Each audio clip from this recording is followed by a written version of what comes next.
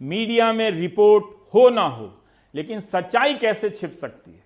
अखबार वाले ना छापें, टीवी वाले ना दिखाएं, लेकिन जब आप अपने मरीज को लेकर अस्पताल के पास पहुंचेंगे तो सच्चाई आपको पता चल ही जाएगी। दिल्ली के अस्पतालों का सिस्टम आपको समझना चाहिए। पहले आपको आश्वस्त किया गया कि अस्पतालों की तैयारियां यहां पूरी हैं, फिर अब उन तैयारियों में इतने छेद क्यों नजर आ रहे हैं? कहां गए वो दावे जिनमें कहा जा रहा था कि हम 3 लाख 4 लाख बिस्तरों का इंतजाम कर चुके हैं, 40,000 75,000 वेंटिलेटर के ऑर्डर दे चुके हैं, वो सब कहां है? तो आज इसी पर होगी देश की सबसे बड़ी बहस। चीन पर मोदी को घेरा, अपनों ने मुंह फेरा। आज का आर पार, team BJP versus team Congress. Ahmedabad में क्या हुआ? वहां की सरकार ने जिन प्राइवेट अस्पतालों की लिस्ट बनाई उसमें बड़े प्राइवेट अस्पतालों को छोड़ दिया। और आज का सबसे बड़ा सवाल, भारत से कब तक लड़ेगा टिड्डीबाज पाकिस्तान? ये सवाल सिर्फ मैं नहीं, मेरे साथ पूछता है सारा भारत। फिर ये प्रश्न आप पूछिए कि क्या बात है कि जिस उत्साह से शुरू में प्रेस कॉन्फ्रेंस का सिलसिला शुरू हुआ था, वो केंद्र सरकार ने क्यों बंद कर दिया? अभी भी सुधर जाइए, देशभक्त हो जाइए, अब्दुल कलाम को मानने वाला मुसलमान बनिए। दिल्ली में 12 से 13 दिनों में कोरोना के केस डबल हो रहे हैं। 31 जुलाई तक 5.5 लाख केस हो जाएंगे। आज इसी पर होगी देश की सबसे बड़ी बहस। तैयारी गुल, सियासत फुल, क्योंकि कोरोना रोकने से रुक नहीं रहा है, ये कहने में मुझे कोई गुरेज नहीं है। अब इसके अलावा जो डॉक्टर लोग पढ़ते हैं, सोचिए उनकी क्या हालत है।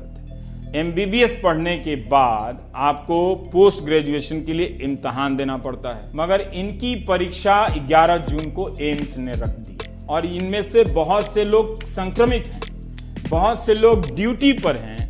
क्या एम्स को इस वक्त परीक्षा लेनी चाहिए थी? सवाल आज पूछता है भारत, क्या टुकड़े गैंग से ध्यान भटकाने के लिए दंगों से पहले शाहीन बाग में प्रदर्शन वाला नाटक किया गया? 30 साल की नीलम कुमारी गौतम एम्बुलेंस में ही दम तोड़ गई। गर्भवती थीं तो इनके साथ गर्भ में जो बच्चा था वो भी मर गया। 13 घंटे तक घूमते रहे मगर किसी अस्पताल ने भर्ती नहीं किया। नोएडा में ये पहला मामला नहीं है। इन प्रश्नों से ध्यान भटकाने के लिए दिन प्रतिदिन किस किस तरह के मुद्दे लाए जा रहे हैं? जो नारे लगने लगे हैं, भारत तेरे टुकड़े होंगे इंशाअल्लाह इंशाअल्लाह, कि भारत तेरे टुकड़े होंगे इंशाअल्लाह इंशाअल्लाह। देखिए, यहाँ पर मैं आपको रोककर समझाना चाहता हूँ। फोटो दिया जाता है कि एक स्टेडियम है जिस पर बिस्तर लगे हुए हैं, लेकिन क्लोजअप में यह नहीं दिखाया जाता है कि उस बिस्तर के बगल में ऑक्सीजन की पाइप है कि नहीं है। वेंटिलेटर तो छोड़ दीजिए, ऐसा इंतजाम तो हम गाँव में बारात आने के 4 घंटे पहले स्कूल में कर लिया करते थे, झाड़ू लगाकर, खटिया पर गद्दा और चादर बिछाकर। क्या कांग्रेस पार्टी सीमा पर खड़े जवानों का मनोबल तोड़ना चाहती है, और अगर है तो बताती क्यों नहीं? वित्त मंत्रालय की एक वरिष्ठ अधिकारी ने फेसबुक पोस्ट पर लिखा है, अगर मेडिकल सुविधाओं की इतनी कमी है तो क्या लॉकडाउन को हटाने का कोई तुक बनता है? क्या बात करते हैं आप? सूरज और चांद को भी बांट लेंगे अब आप, कि सूरज हिंदुओं का हो गया और चांद मुसलमानों का हो गया?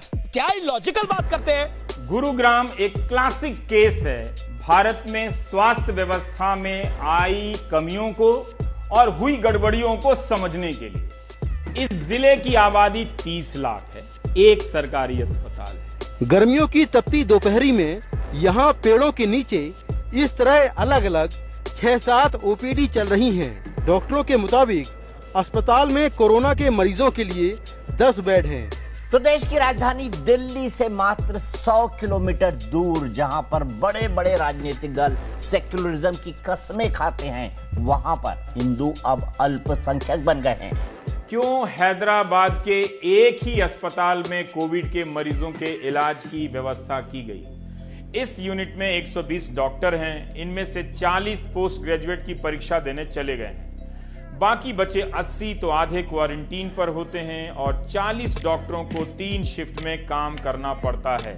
जाहिर है दबाव बढ़ेगा। न्यूज नेशन ने कल खुलासा किया था कि 70 साल से कैसे हिंदुओं के खिलाफ सबसे बड़ी साजिश चलाई जा रही थी। दिल्ली की नाक के नीचे कैसे जमातियों ने मिनी पाकिस्तान बना डाला है। तो 2000 से ज्यादा डॉक्टर्स, नर्सेज और दूसरे हेल्थ वर्कर्स हैं जिनको पिछले 3 से 4 महीने से सैलरी ही नहीं मिली है। आखिर कैसे कोई 3 या 4 महीने से बिना सैलरी के काम चलाएगा? संतों की हत्या को पूरा देश षड्यंत्र मान रहा है, तब सोनिया सेना इसे अफवाह क्यों साबित कर रही है?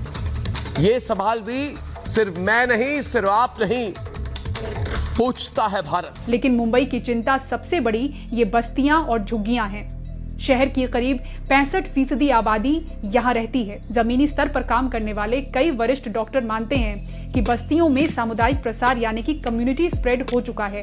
बीमारी बिल्डिंगों से बस्तियों तक पहुंची और करीब 70% मामले ऐसे स्लम से सामने आए। तो आज इसी पर होगी देश की सबसे बड़ी बहस। अब सैनिटाइजर भी एंटी इस्लाम हो गया, सोचिए जरा।